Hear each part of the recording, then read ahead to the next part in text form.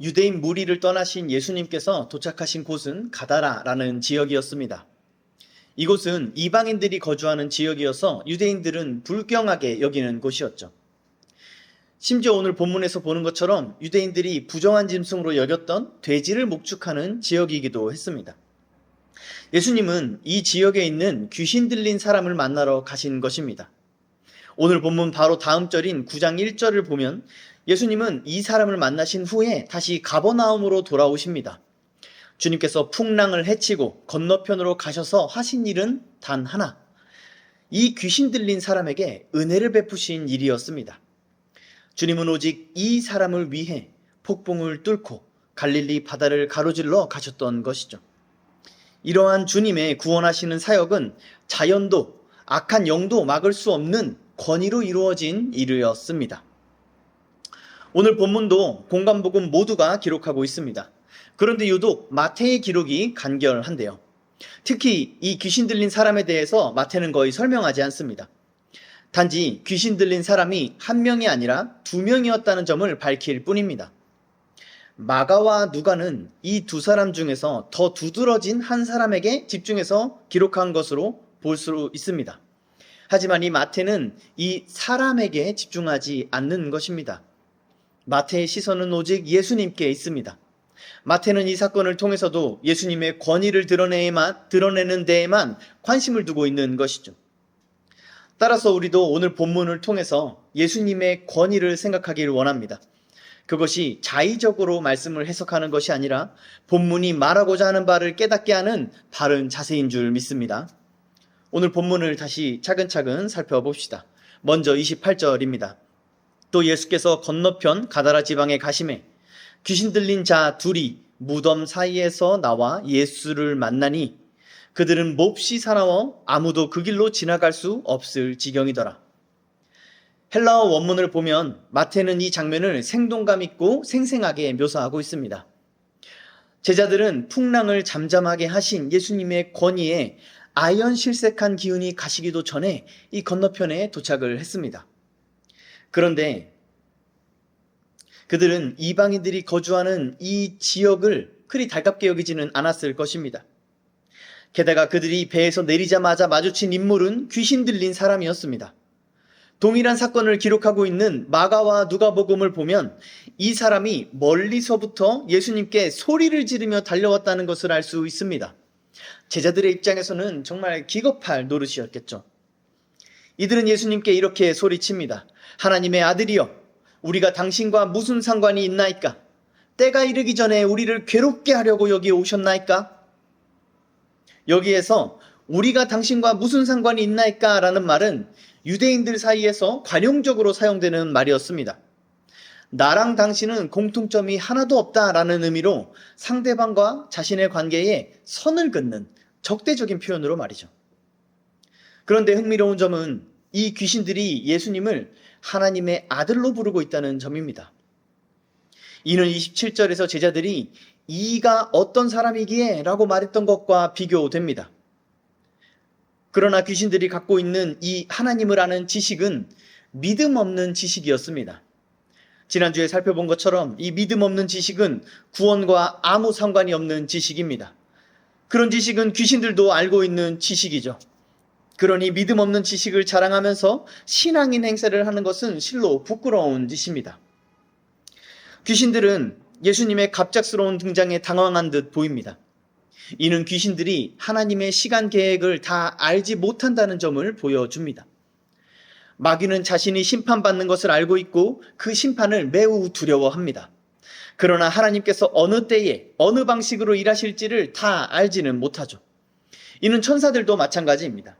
성경은 천사와 사탄 같은 영적 존재들의 능력이 사람들을 아득히 뛰어넘는 것으로 묘사하지만 그럼에도 그들 역시 하나님의 지배 아래 있는 존재들임을 우리에게 가르쳐 줍니다. 또 한 가지, 여기서 우리가 알 수 있는 것은 귀신들이 심판을 받는다는 사실과 그 때를 스스로 알고 있다는 점입니다. 귀신들은 예수님을 자신들을 괴롭게 하는 분으로 인식합니다. 그런데 이 괴롭게 하다라는 단어는 법정적 형벌을 의미하는 단어입니다. 그러니까 죄에 대한 형벌로서 주어지는 괴로움을 뜻하는 단어이죠. 예수님은 그런 형벌을 귀신들에게 주실 수 있는 분이시란 겁니다. 마가와 누가의 본문을 보면 예수께서 먼저 이 귀신들에게 그 사람에게서 나가라고 명령하셨다는 것을 확인할 수 있습니다. 예수님의 이 명령으로 인해 귀신들은 우리를 괴롭게 하지 말라고 주님께 호소하는 것이죠. 예수님의 이 말씀이 악한 영들에겐 괴로움이 된 것입니다. 귀신들은 이 두 사람에게 들어가서 그들을 매우 사납게 만들었습니다. 귀신으로 인해 이 두 사람은 폭력적으로 행동하고 무덤에 살면서 자해를 하기도 했습니다. 하지만 예수님 앞에서 이들의 행동을 보면 이들이 폭력적으로 예수님에게 덤벼들려 했다고 볼 수는 없습니다. 장칼뱅은 이 본문을 주해하면서 귀신들이 예수님의 권위에 끌려 나왔다라고 말합니다. 귀신들이 소리를 지르고 뛰기도 하면서 매우 사납게 행동한다 해도 예수님에게는 조금의 위협도 줄 수 없었습니다. 이 두 사람을 무덤으로 끌고 가서 자해를 하게 만들었던 폭력적인 귀신들도 예수님 앞에 끌려 나와 그 앞에 엎드리며 간청을 하고 있는 것이죠. 우리는 오늘 본문이 보여주고 있는 이 생생한 묘사에 주목해야 합니다. 우리는 미디어가 만들어낸 엑소시즘의 이미지로 오늘의 이 본문을 상상하기 쉽습니다. 그러나 본문에서 예수님은 귀신들의 폭력적인 행동에 당황하시거나 진땀을 흘리시거나 혹은 귀신들을 상대로 전투적인 태도를 취하지도 않으십니다. 예수님은 단지 가라 라는 짧은 말씀만으로 이 상황을 정리하십니다. 여기서도 마태는 거짓 선지자들과 예수님을 구분하고 있는 것이죠. 예수님은 요란법석을 떨며 퍼포먼스를 하는 자들과 같지 않은 분이라고 말입니다. 예수님은 귀신들과 싸우는 분이 아니라 귀신들을 다스리시는 분이시란 것입니다. 이런 점에서 퇴마를 다루는 영화들은 엄밀한 의미에서 기독교를 모독하는 것이라고 할 수 있습니다.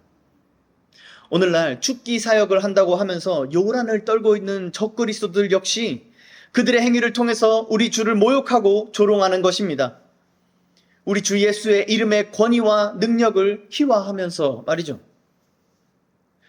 본문에서 귀신들을 통해 예수님께서 심판주의심이 재확인되고 있습니다. 우리는 마태복음이 천국을 심판의 장소로 예수님을 심판주로 증언하고 있다는 사실을 상기할 필요가 있습니다.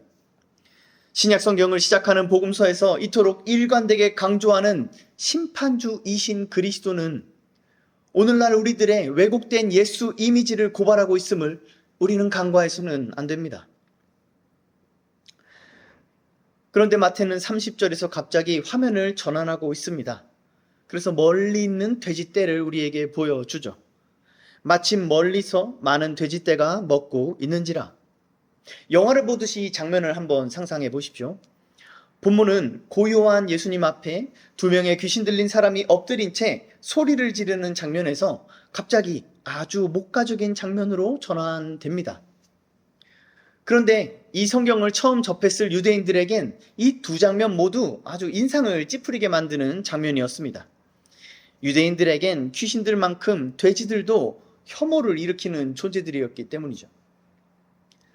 그래서 우리는 역사의 기록을 통해서 로마가 유대인들을 정복하고 그들을 굴복시키려 할 때마다 돼지를 사용해서 모욕했던 것을 볼 수 있는 것이죠. 귀신들은 그런 돼지들에게 들어가게 해달라고 예수님께 간구합니다. 이 요구는 참으로 묘하고 또 좀 어려운 대목입니다. 그래서 몇 가지로 나눠서 한번 생각해 보겠습니다. 먼저 귀신들은 예수님의 허락이 필요했다는 점입니다. 구약 성경을 통해서도 알 수 있듯이 사탄이 악을 행하려 할 때에도 하나님의 허락이 필요합니다. 악한 영들이 비록 하나님을 대적하는 존재라 할지라도 하나님의 권위에서 벗어난 것은 아니기 때문입니다. 따라서 귀신들도 하나님이신 예수님의 권위에 복종할 수밖에 없는 것입니다. 둘째로 귀신들이 예수님께 애원했다는 점입니다. 공간복음 모두 이 귀신들이 예수님께 거듭해서 애걸복걸했다고 기록하고 있습니다. 이건 공포에 질린 채로 살려달라고 빌고 있는 모습을 의미합니다. 귀신들은 왜 이렇게까지 행동한 걸까요? 그만큼 예수님의 심판이 귀신들에겐 큰 고통이고 공포란 것입니다.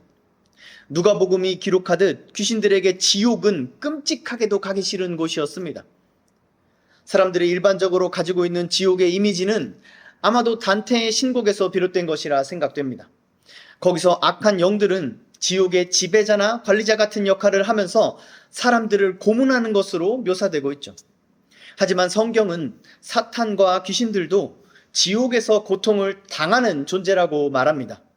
지옥의 지배자는 사탄 마귀가 아니라 심판주이신 여호와 하나님이십니다. 그래서 귀신들은 지옥의 지배자이신 주님께 때가 이르기도 전에 지옥에 들어가느니 차라리 돼지떼에 들어가기를 간청하고 있는 것입니다. 그리고 예수님은 그것을 허락하시죠.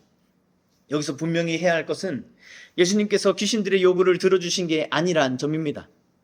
32절에 가라로 번역된 헬라어는 떠나라 라는 의미를 가진 단어입니다.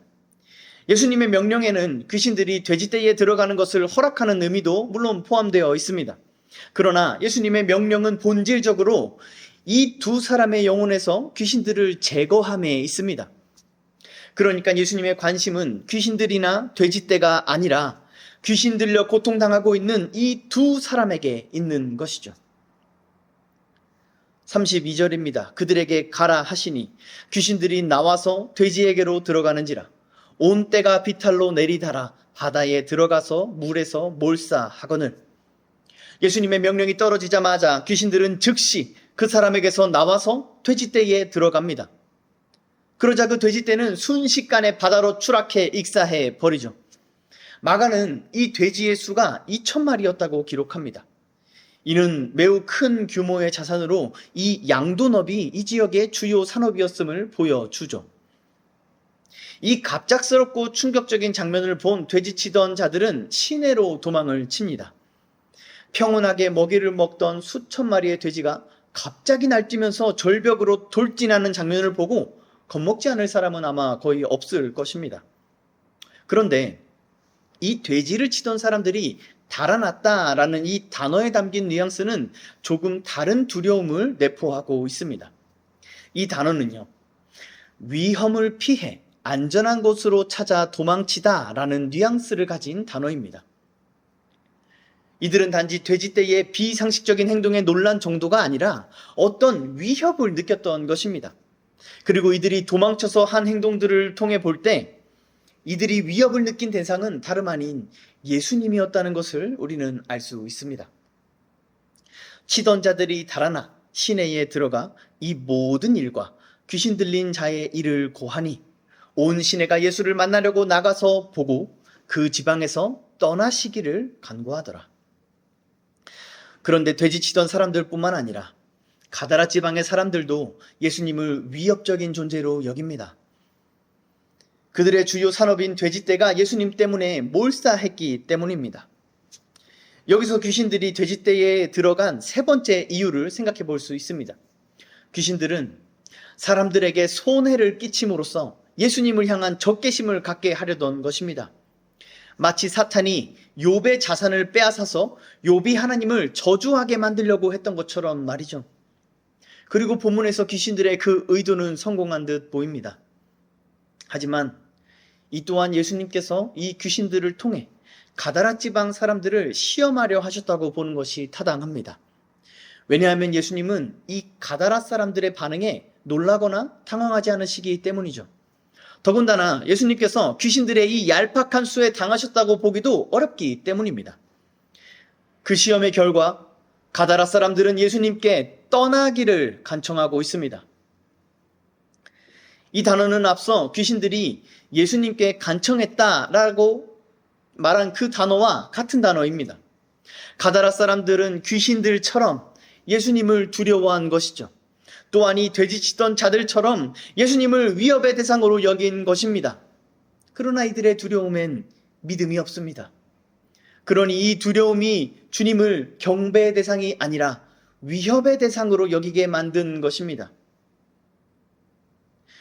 가다라 사람들은 예수님께서 그 지방에서 떠나시기를 간구했습니다.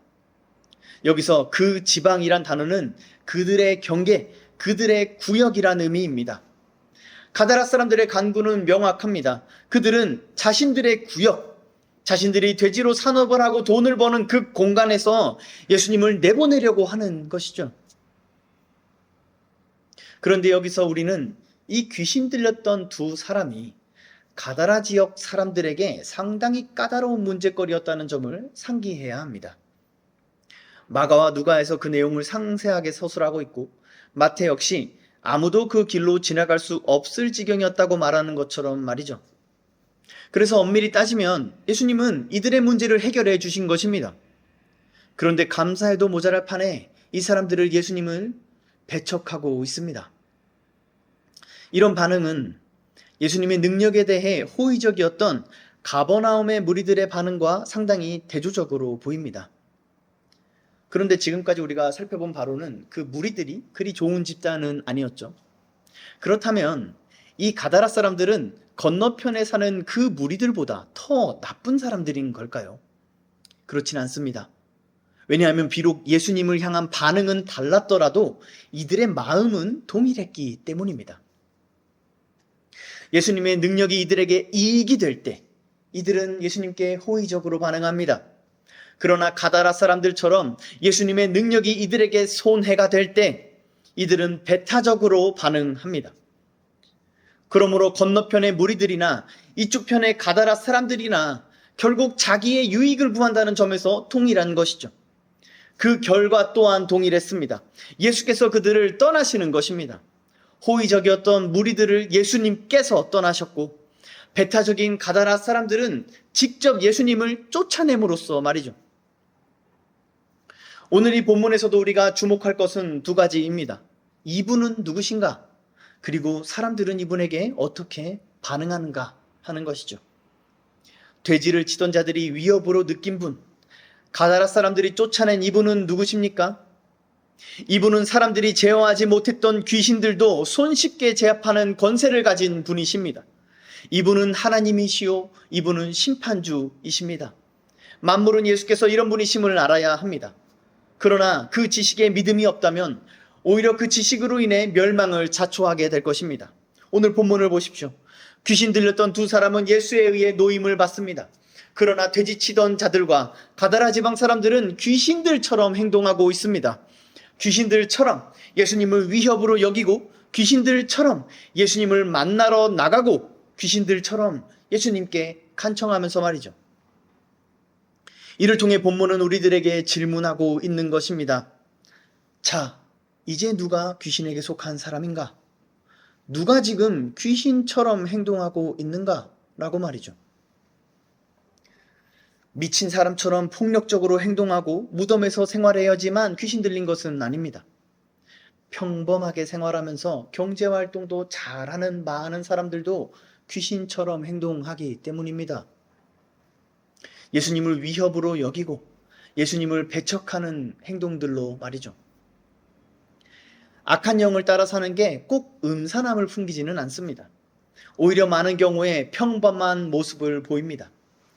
예수님을 자기들 구역에서 내쫓는 이 가다라 사람들은 예수님을 향해서 소리를 지르거나 윽박을 지르거나 손해배상을 요구하지 않습니다. 오히려 그들은 매우 예의 바르고 정중하기까지 합니다. 심지어 예수님께 간청하고 있는 그 모습은 아주 겸손해 보이기까지 하죠. 그러나 본문은 가다라 사람들과 귀신들에게 똑같은 동사들을 사용함으로써 둘의 행동을 일치시키고 있습니다. 그러므로 우리는 분별력을 가져야 합니다. 친절하고 자상하고 예의 바르다고 해서 꼭 선한 것이 아님을 알아야 합니다. 반대로 행동이 과하거나 부담스럽거나 불편하다고 해서 무조건 악하다고 볼 수 없다는 것을 우리는 알아야 합니다. 우리는 친절하게 예수님을 몰아내는 행동, 그것을 경계해야 합니다. 친절하게 예수님을 몰아내는 행동, 우리는 이것을 경계해야 합니다. 그리고 야복강의 야곱처럼 꼴사납고 치졸해 보이더라도 주님을 붙잡는 것이 더 낫다는 사실을 우리는 알아야 합니다. 또한 본문의 예수님과 귀신들의 구도를 이해하기 위해서 우리는 귀신과 악한 영들에 관해 생각해 보길 원합니다. 악한 영들은 자의적으로 사람에게 위해를 가하거나 생명을 빼앗아 갈 수 없습니다. 만일 욥의 경우처럼 그런 일이 일어난다면 그것은 하나님께서 명령하신 일임을 우리는 알아야 합니다. 진리의 말씀인 성경이 그렇게 증언하고 있기 때문에 우리의 생각이 이 말씀에서 시작하지 않으면 우리는 아무것도 이해할 수 없을 것입니다. 이 점에 대해서 오늘 자세히 설명할 수는 없습니다. 하지만 한번 생각해 보십시오. 우리에게 닥친 어떤 문제가 하나님의 권위 밖에 있는 게 좋겠습니까? 하나님의 권위 아래에 있는 게 좋겠습니까? 다시 말해서 그 문제가 해결 불가능한 문제인 게 좋겠습니까? 아니면 해결 가능한 문제인 게 좋겠습니까?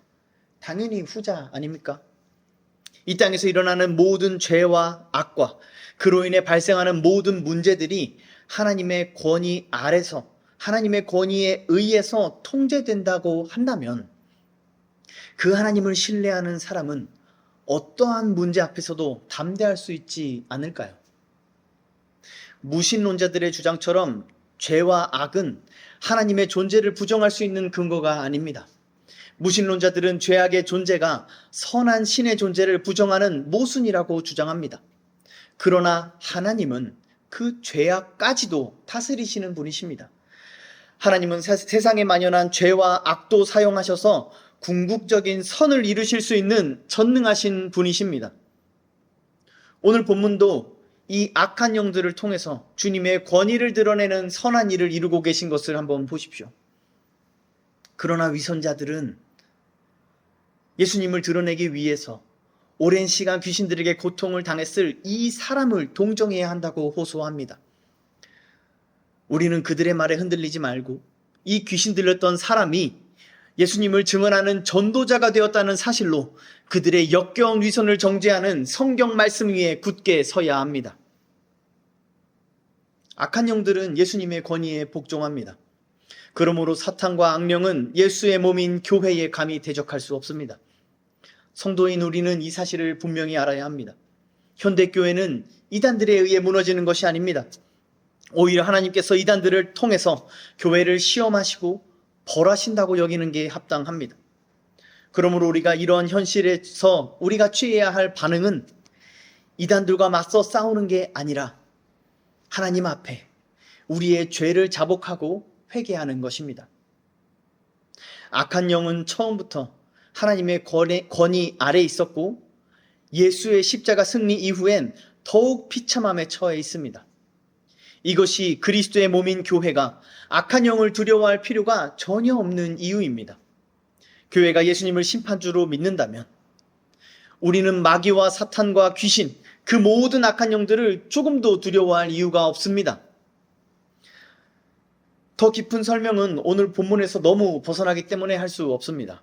그럼에도 이것을 설명드린 이유는 오늘 본문의 귀신들과 예수님의 구도를 바르게 이해할 필요가 있기 때문입니다. 많은 성도들이 하나님을 믿으면서도 악의 문제에 관해선 모호하고 애매한 입장을 취할 때가 많습니다. 물론 이 주제는 어렵고 복잡합니다. 하지만 하나님의 주권과 하나님의 권세에 대한 바른 이해만 있다면 쉽게 해결할 수 있는 문제이기도 하죠. 또한 본문은 예수님께서 부정한 곳에 오셨음을 강조하고 있습니다. 이방인의 땅, 무덤, 귀신 들린 자들, 돼지 떼는 모두 부정함을 의미합니다. 예수님께서 그의 제자들과 함께 가신 곳은 부정함이 가득한 곳이었습니다. 이 모습은 오늘날 우리가 나아갈 곳을 보여줍니다. 예수님은 우리와 함께 부정한 곳에 가기를 원하십니다. 그리고 그 부정한 곳에서 거룩하신 능력을 나타내기를 원하십니다. 이 사실은 자신의 심령을 경건하게 지키겠다면서 세상과 세속 문화를 부정하게 여기는 그리스도인들의 왜곡된 신학을 정죄합니다. 부정한 곳에서도 예수님의 능력은 제한이 없습니다. 많은 거짓 선지자들과 적그리스도들은 부정함이 하나님의 능력을 제한하는 것처럼 행동합니다. 이러한 거짓 메시지에 속고 있는 성도들이 참으로 많습니다. 그러나 나의 죄와 나의 악함이 나에게 역사하시는 하나님의 능력을 회방하지 못합니다. 저 사람의 죄와 악함도 저 사람을 구원하시는 하나님의 능력을 가로막지 못합니다. 사물과 장소가 흉악한 죄악에 연루되어 있다 하더라도 하나님께서 그것들을 사용하고자 하지 않을 이유가 될 수 없고, 하나님께서 그것들을 사용해서 거룩한 일을 행하지 못할 이유가 될 수 없습니다.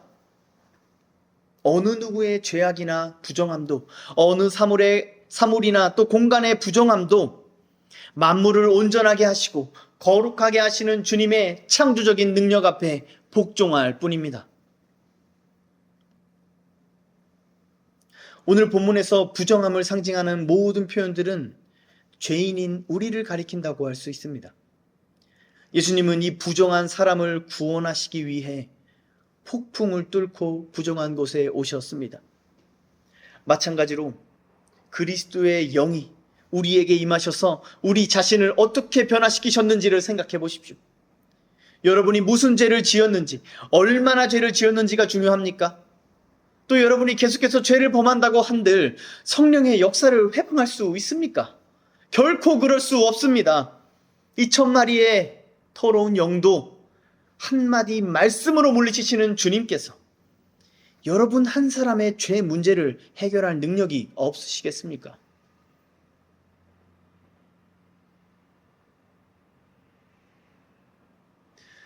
우리를 두려움에 떠는 겁쟁이로 만들려는 사탄의 거짓에 속지 마십시오. 사탄은 그 목적을 이루기 위해서 오늘도 끊임없이 진리를 왜곡하고 있습니다. 사랑하는 성도 여러분, 부정한 곳에 오신 이 예수님을 바라보십시오. 부정한 우리를 찾아오신 예수님을 믿으십시오. 이것이 오늘 본문을 통해서 우리가 붙들어야 할 믿음의 내용입니다. 이 믿음으로 살기 위해서 우리는 먼저 자기 유익을 구하는 마음을 버려야 합니다. 솔직한 말로 우리는 오늘 이 본문을 보면서 이 가다라 지방 사람들의 마음에 우리의 마음이 더 기우는 것을 발견하게 될 것입니다. 여러분 스스로 한번 정직하게 생각해 보십시오. 바다에 뛰어들어서 몰세한 이 돼지가 무려 2,000마리입니다. 2,000마리. 그 가치를 대충 어림잡아도 수십억 원의 가치입니다. 이 사람들은 하루아침에 수십억 원을 날린 것입니다.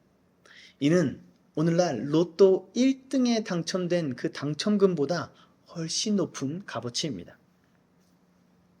그 대신 귀신 들려 고통받던 두 사람이 온전해졌다고 하네요. 이런 소식을 제3자 입장에서 들으면 당연히 사람이 더 중요하다고 생각할 수 있습니다. 하지만 여러분의 일이라고 한번 생각해 보십시오. 수십억입니다. 수십억. 그럼에도 여러분은 쉽게 여러분이 하루아침에 수십억을 잃어버린 상태에서도 두 사람의 영혼이 중요하다고 말할 수 있겠습니까? 오히려 그 사람이 나랑 무슨 상관이냐고 하지 않을까요? 우리의 마음과 생각은 이 세상의 철학에 쉽게 물드는 경향이 있습니다. 우리가 살고 있는 현대 사회를 지배하는 사상은 경제 논리입니다. 경제 논리 안에서 도덕과 윤리와 정의가 숫자로 환산됩니다. 사람의 생명도 숫자로 환산됩니다. 게다가 우리의 본성은 이기적이어서 남의 일에 관해선 관대하지만 자신의 일에 관해선 편협해지기 쉽습니다. 남의 돈 수십억은 알 바 아니지만 내 돈 수십억은 얘기가 완전히 다른 법이죠. 그래서 우리 그리스도인들은 역지사지를 잘 해야 합니다. 타인의 일도 나의 일처럼 여길 줄 알아야 우리는 비로소 겸손과 순종을 시작할 수 있기 때문입니다. 자기의 유익을 구하는 마음이 얼마나 헛되고 미련한지를 그제서야 깨달을 수 있기 때문입니다. 우리는 가다라 사람들을 통해 자기 유익을 구하는 마음이 결국 예수를 내쫓는 것을 보게 됩니다. 그런데 이런 모습들이 우리들 안에도 있지 않습니까? 예수님을 믿고 예수님의 능력도 믿지만 그 능력이 나에게 손해가 될 때 우리는 주님께 정중히 이 구역은 내 구역입니다. 여기서 나가주세요 라고 말하지 않습니까? 부모인 성도님들은 자녀 양육이나 자녀의 결혼을 자기 구역이라고 주장하기 쉽습니다. 자기가 생각할 때 주님의 뜻대로 했다간 손해를 볼 것 같아서 그렇죠. 청년인 성도님들은 직업이나 결혼 같은 것들에 대해서 자기의 구역이라고 주장합니다. 자기가 판단할 때 주님의 뜻대로 했다간 손해를 볼 것 같기 때문입니다. 심지어 교회의 많은 사역자들도 자신의 사역에 대해서 주님, 이건 제 구역입니다. 주님은 좀 물러나 계세요 라고 주장합니다. 주님의 말씀대로 목회를 했다가는 사역이 망하고 교회가 문을 닫을 것 같아서 그렇습니다. 그러나 더 심각한 문제는 이러한 주장들을 이 가다라 사람들처럼 아주 정중하고 젠틀하게 한다는 것입니다.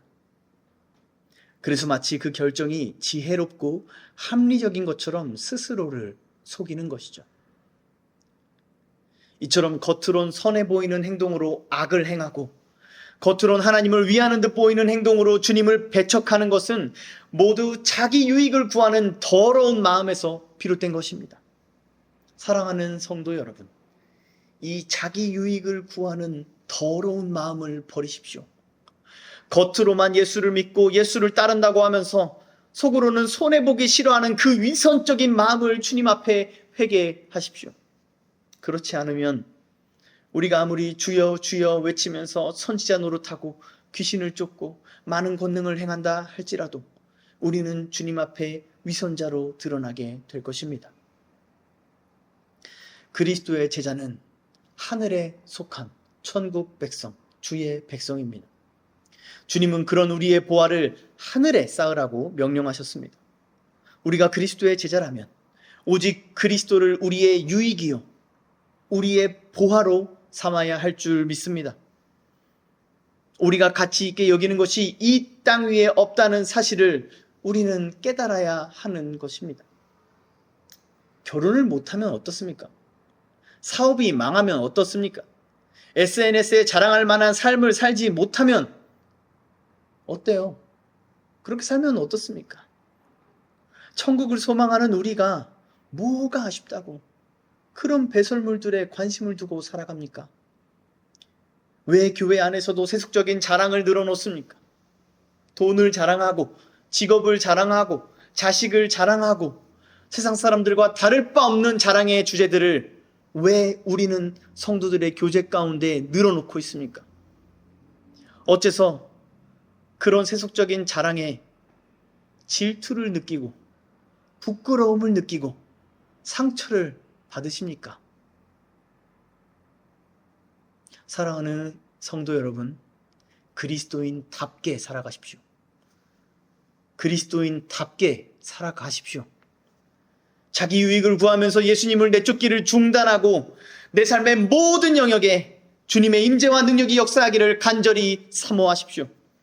이 땅에서 자기 유익을 구하기를 그치고 여러분의 보화를 천국에 쌓으십시오. 이 땅에서 인정과 사랑을 받기를 추구하지 말고 여러분의 신분과 소속을 명확히 하십시오. 그리스도인답게 살아가십시오. 자기 유익을 구하면서 예수를 내쫓고 살다가 결국에 예수님께 내쫓길 사람들을 따르지 마시기를 바랍니다. 우리가 따라 살아야 할 분은 높고 거룩한 곳에서 낮고 부정한 곳에 내려오신 그리스도 예수 한 분뿐입니다. 자기 유익을 구하는 자는 이 예수님을 따라 좁고 협착한 길을 갈 수 없습니다. 오직 이 예수를 따르기 위하여 모든 것을 버린 자만이 그 길을 지나 영원한 생명에 이를 수 있습니다. 그러므로 그리스도의 제자에겐 예수님 말고 남은 게 없습니다.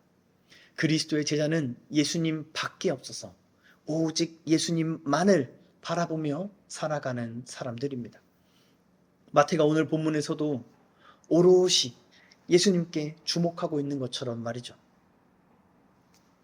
우리가 주목해 보아야 할 이분은 부정한 자를 온전하게 하시기 위해 폭풍을 뚫고 오신 하나님이십니다.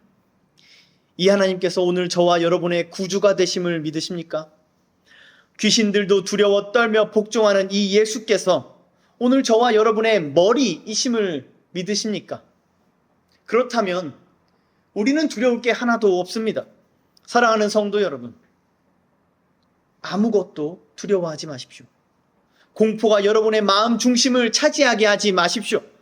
여러분의 마음이 주 예수를 믿는 믿음으로 가득하기를 힘쓰시기를 주님의 이름으로 축원합니다. 그 방법은 믿음으로 하나님을 아는 지식을 붙잡는 것입니다. 오직 이 방법뿐입니다. 하나님이 우리의 아버지가 되신다는 지식, 그 아버지께서 우리의 필요를 다 아신다는 지식, 우리가 구하지 못하더라도 모든 우리의 필요를 공급하신다는 지식, 우리가 어디에서 무엇을 하든지 우리를 지키시고 돌보신다는 이 지식을 여러분의 믿음으로 붙잡으십시오. 믿음으로 붙잡는다는 것은 어렵거나 추상적인 일이 아닙니다. 이건 마치 일기예보를 듣고 우산을 챙기는 것과 같습니다. 혹은 누군가와 약속을 잡고 그 약속 장소에 가는 것과 같습니다. 얻은 그 지식을 신뢰함으로 행동한다는 점에서 그렇습니다. 마찬가지로 우리가 주님을 믿는다는 것은 주님께서 하신 말씀을 신뢰함으로 행동하는 것을 의미합니다. 그런데 일기예보를 신뢰하지 못하는 사람은 자기가 직접 하늘을 쳐다보면서 자신의 감각을 따라 행동합니다. 약속한 상대방을 신뢰하지 못하는 사람도 약속이 취소될 것을 염두하고 행동합니다. 하나님의 말씀을 신뢰하지 못하는 사람의 행동도 그와 같죠. 하나님의 말씀이 확실하지 않다는 듯이 자신의 생각을 더해서 판단하는 것입니다. 하나님의 약속이 못 믿었다는 듯이 자신의 방법을 궁리하는 것입니다. 사랑하는 성도 여러분, 여러분은 어떻게 행동하고 계십니까? 우리 주님의 말씀이 반드시 그대로 이루어질 것이라고 신뢰하며 행동하고 계십니까? 아니면 이루어질지 말지 잘 모르겠다는 식으로 행동하고 계십니까? 그 상황이 닥쳐봐야 알겠다는 식으로 행동하진 않으십니까? 그런 우리를 향하여 어찌하여 무서워하느냐 이 믿음이 작은 자들아 라고 꾸짖으시는 주님의 말씀을 들으시기를 바랍니다. 그래서 사람의 아들이시며 하나님의 아들이신 이 예수를 믿는 믿음으로 살아가시기를 간절히 축원합니다. 질병과 장애와 자연과 귀신들까지도 모두 복종하는 권세를 가지신 이 예수 그리스도를 믿는 믿음으로 우리는 살아가야 합니다. 마태복음이 우리에게 예수님의 기적들을 보여주는 이유가 바로 이것입니다. 우리가 믿는 분, 우리가 따르는 분이 어떤 분이신지를 아는 지식이 우리에게 필요하기 때문이죠. 예수님의 능력을 자랑하려고 기록한 게 아니고, 예수님의 착한 심성을 자랑하려고 기록한 게 아니고, 좁고 협착한 길을, 고난과 박해를 견디며 끝까지 걸어가야 할 주님의 제자들에게 이 예수를 아는 지식이 곧 생명이요 능력이요 소망이기 때문입니다. 그러므로 사랑하는 성도 여러분, 이 예수를 믿음으로 아무것도 두려워하지 마십시오. 아무것도 두려워하지 마십시오. 폭풍도 여러분을 망하게 하지 못하고 귀신들도 여러분을 괴롭게 하지 못합니다. 그 어떤 질병과 장애도 여러분의 삶을 파괴하지 못합니다. 설령 그런 일들이 닥쳐서 세상으로부터 완전히 소외당하고 무덤 같은 데서 살면서 되지만도 못한 취급을 당한다 할지라도, 이 땅에서 우리가 그런 삶을 살게 된다 할지라도, 그런 여러분을 찾아오신 이 예수 그리스도로 인하여 여러분은 보배롭고 존귀한 존재임을 기억하십시오. 우리의 존재 가치는 우리가 이 땅에서 어떻게 사냐에 있는 것이 아닙니다. 우리의 존재 가치는 저 사람들이 우리를 어떻게 평가하냐에 있는 것이 아닙니다. 우리의 존재 가치는 그리스도 예수께 있습니다. 예수 안에서 하늘에 이르도록 높아진 여러분의 그 보배롭고 존귀한 가치는 예수로 인해 영원 무궁할 것입니다. 그 무엇도 여러분의 이 위대한 가치를 훼손할 수 없습니다. 이 사실을 믿으십시오. 이 지식이 여러분의 행동을 지배하게 하십시오. 그것이 믿음으로 사는 것이고 하나님을 아는 지식으로 사는 것이고 그것이 제자도입니다. 마태는 마가와 누가에 있는 결론을 생략합니다. 그 내용은 이 귀신 들렸던 사람이 예수께서 증인으로 파송하시는 사람으로 변화된다는 것입니다. 이 사람은 단순히 귀신에게서 노임을 받은 것이 아니라 주님의 제자가 된 것이죠. 이 내용은 마태복음의 제자도의 이 문맥과도 어울려 보입니다. 그런데 마태는 왜 이 내용을 생략한 것일까요? 우리가 계속해서 보고 있듯이 제자도를 가르치는 마태의 방식은 예수님의 권위를 드러내는 것에 있기 때문입니다.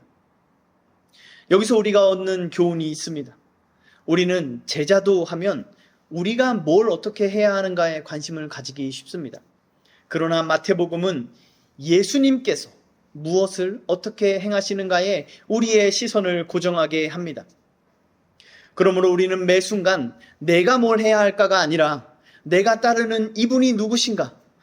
내가 따르는 이분이 무엇을 어떻게 행하시는가에 집중해야 하는 것입니다. 그렇게 오직 예수를 바라보며 사는 것이 마태복음이 우리에게 가르쳐주는 제자도입니다.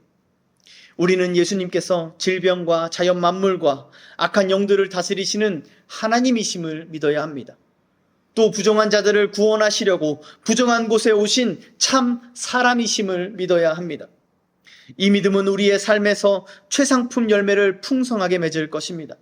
그 선한 열매로 말미암아 어떤 상황에서도 두려워하지 않고 오히려 기뻐하고 즐거워함으로 주께 경배를 드리는 저와 여러분이 되기를 간절히 축원합니다.